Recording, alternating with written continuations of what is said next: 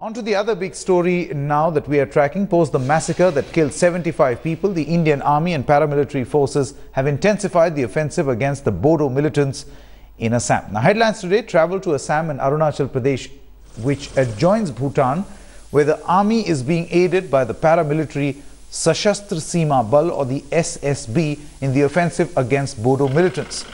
We found 7 columns on the Naumara border. Security personnel are combing the dense forest and mountains.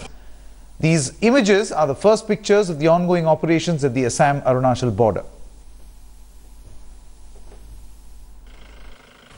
An eerie silence prevails in Noamari area of Sonitpur district of Assam. It is near Assam-Arunachal border, and incidentally it is also near the international border. Now that means that behind this mountain is Bhutan border, and perhaps that's the reason why you see the SSB has taken its position here, providing adequate security in the area, and of course the combing operations that are going on inside. And this also means that there is a multi-layered operation going on.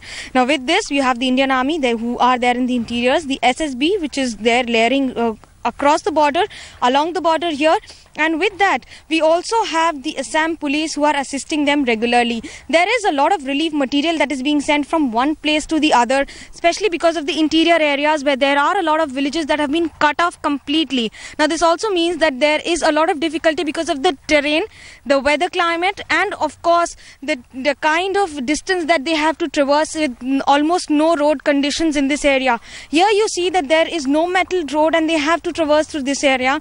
Most of the Jawans here, most of the officials here have to walk all the way through.